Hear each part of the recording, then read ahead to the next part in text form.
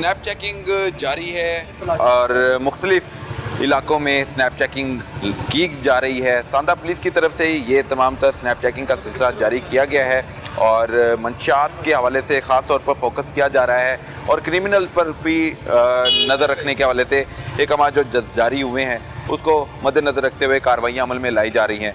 तो हम यहाँ पर मौजूद हैं, सांदा पुलिस हमारे साथ है और अब हम शहरियों को चेक कर रहे हैं। जो मशकूक शहरी गुजरता है उसको चेक किया जाता है, उसका आईडी कार्ड लिया जाता है और उसको सॉफ्टवेयर की मदद से रिकॉर्ड निकाला जाता है। अगर वो क्लियर है तो उसको जाने दिया जाता है, लेकिन अगर कोई इंदराज उसका पहले हुआ है, मुकदमा दर्ज हुआ है, तो उसको दबोच लिया जाता है, उसको थाने मुंतकिल किया जाता है और उससे मज़ीद इंटेरोगेशन की जाती है।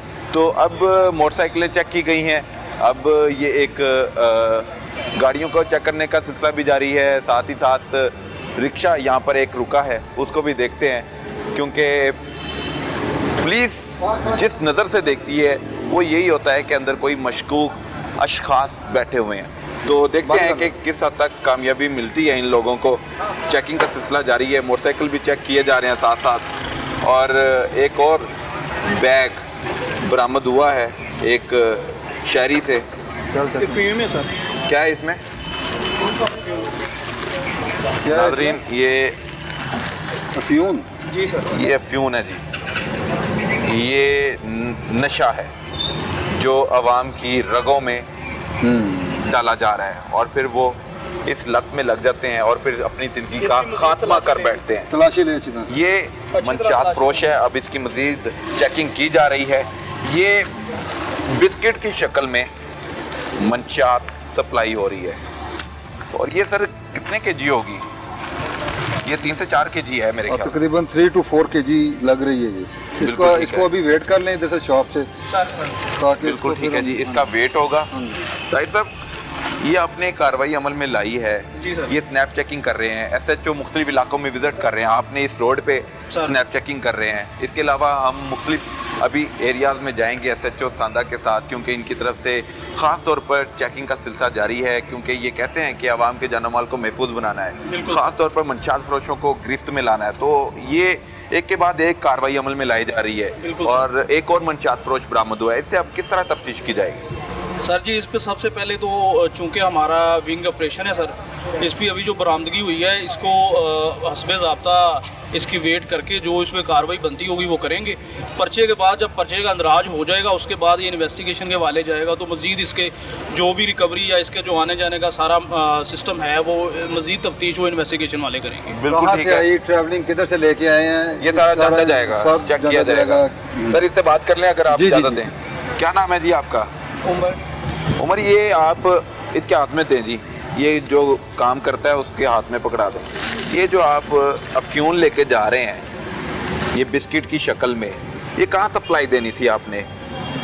सर ये थोड़ी थोड़ी करके बेचते हैं हम। कितनी मिकदार करके बेचते हैं? कोई बड़ी क्वांटिटी में भी आपसे कहता है कि हमने लेनी है, बाय करनी है?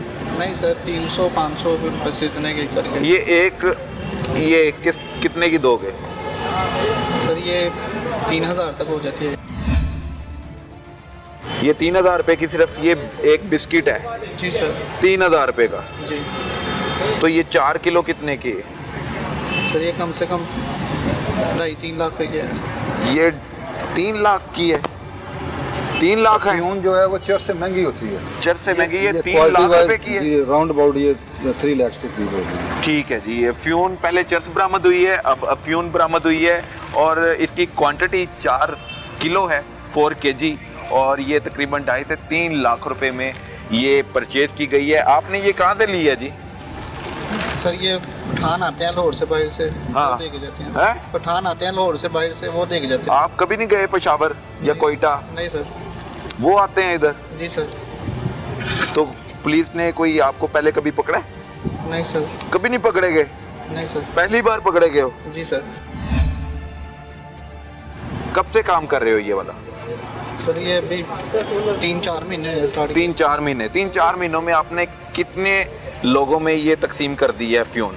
कितने लोगों में की है?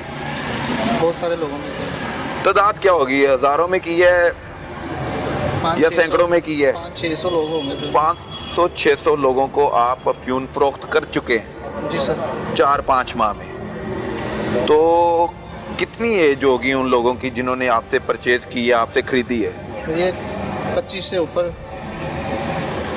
20 से लेकर उम्र को भी 25। देते हो 17-18 साल के बच्चे जो होते हैं नहीं कॉलेज सर, स्कूलों के। नहीं सर, कॉलेज स्कूलों को नहीं देते? नहीं सर, कभी भी नहीं दी? 2-3 बार दी है थोड़ी। आप अब ये मंचात लेकर आपने ही फरोख्त करनी थी या आगे आपने बंदे रखे हुए हैं जो मंचात आगे आवाम में फैलाते हैं? नहीं सर, मैं नहीं करनी थी। आप अकेले करते हो जी सर। और कोई नहीं साथ बंदा? नहीं सर। सर जी ये 4 किलो 3 किलो 75 ग्राम इसका वेट करवा लिया जी, आपने, ठीक है। तो ये कहते हैं कि हम पेशावर से, कोयटा से, कबायली इलाकों से ये मंशात आती है और वो खुद डिलीवर कर रहे हैं। जो मंशात फरोश हैं, पठान हैं, खान हैं, जो भी हैं तो मंशात फरोश। जी।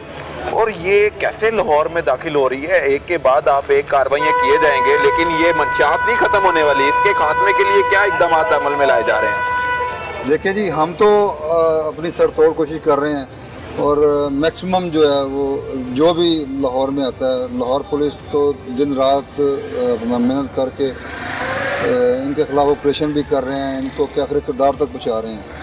बाकी जो बाइट से आ रहे हैं, आई डोंट नो ये कैसे आते हैं, ट्रकों में आते हैं या वट एवर, हुकूमती सतह पर इस पर सोचना होगा, हुकूमत इस पर रोल प्ले करे, क्योंकि पुलिस अपना काम कर रही है। छोटी छोटी क्वांटिटी आती है तो उसको तो बरामद कर लेती है, लेकिन ये खेप का सिलसिला जारी रहता है।